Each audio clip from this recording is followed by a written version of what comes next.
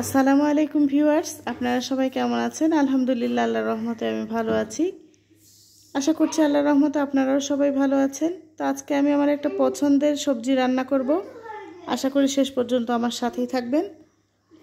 আর যেসব ভাই বোনেরা আজকে প্রথম আমার চ্যানেলটি ভিজিট করছেন তাদের কাছে আমি রিকোয়েস্ট করছি, প্লিজ আপনারা আমার চ্যানেলটি সাবস্ক্রাইব করবেন, লাইক কমেন্ট শেয়ার করে দিবেন। তো আমি যে সবজিটা রান্না করব সেই সবজিটা আমার হচ্ছে খেতে যেমন ভালো লাগে, কাটতেও তেমন ভালো লাগে। অনেকেই অসুবিধা মনে করে, কিন্তু আমার কাছে ভীষণ ভালো লাগে। তো সবজিটা রান্না করার জন্য আমি প্রথমে মশলা তৈরি করে নিয়েছিলাম পাটায়।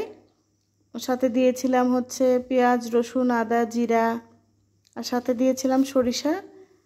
তো মশলাটার ভিতরে আরও হলুদ, লবণ দিয়ে ভালোভাবে পেঁয়াজটা ভেজে নিয়ে তার ভিতরে দিয়ে দিলাম সেই হচ্ছে বেটে রাখা মশলাটা এখন ভালোভাবে কষিয়ে নেব।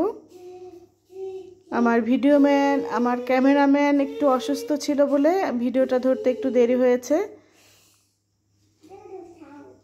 তো আমার পছন্দের সবজি এই যে কচুরলতি আমার ভীষণ পছন্দ। অনেকেই হচ্ছে এটা কাটতেও খুব অসুবিধা মনে করে, কিন্তু আমার এটা কাটতেও যেমন ভালো লাগে, খেতেও তেমন ভালো লাগে। তো একটা ভিন্ন স্বাদে আপনাদের সাথে রান্নাটা শেয়ার করছি। জানি না আপনারা কে কে এইভাবে খেয়েছেন। যারা খেয়েছেন তারা অবশ্যই কমেন্টে জানাবেন, আর যারা খাননি তারা একদিন অবশ্যই এরকম করে ট্রাই করবেন। আশা করি আমার যেমন ভালো লাগে আপনাদেরও ভালো লাগবে। তো মশলাটা ভালোভাবে কষিয়ে নিয়ে আমি হচ্ছে সেই লতিগুলো দিয়ে দিলাম। তো লতির ভিতর আর একটা উপকরণ দেব, যেটা দেওয়ার কারণে এই লতিটা বেশি টেস্টি হবে, সেটা হচ্ছে মসুর ডাউল দিয়ে এরকম করে কচির লতি রান্না করলে যে টেস্ট হয়, মানে আপনাদের বলে আমি বোঝাতে পারছি না যে কত টেস্ট হয় আর খেতে কত ভালো লাগে। গরম ভাতের সাথে এরকম কচুরলতি থাকলে আমার আর অন্য কোনো তরকারি লাগে না। তো ভালোভাবে আমি হচ্ছে মশলার সাথে কচুরলতি দিয়ে মসুরের ডাউল দিয়ে একটু সেদ্ধ করে নিচ্ছি। ডাউলটা প্রায় 80%-এর মতো।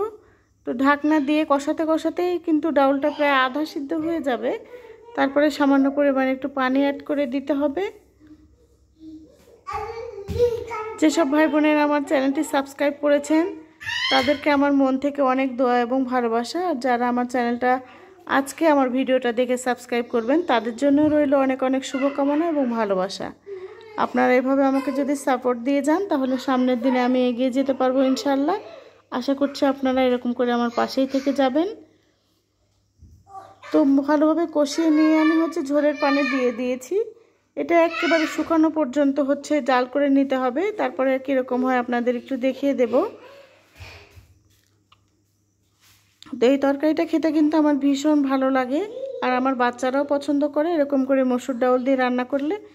কচুরলতি আপনারা হচ্ছে চিংড়ি মাছ দিয়ে, মসুর ডাউল দিয়ে, অনেকে হচ্ছে বড় মাছ দিয়েও করে, আমিও মাঝে মাঝে বড় মাছ দিয়ে করি।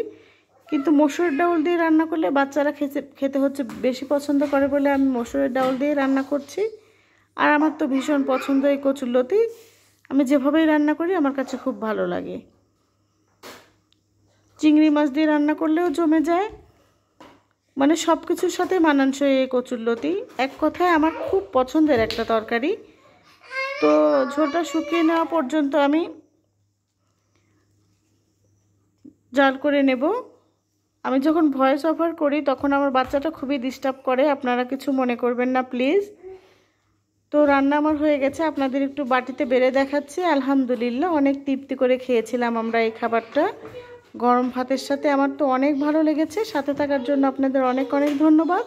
আজ এ পর্যন্ত। আসসালামু আলাইকুম।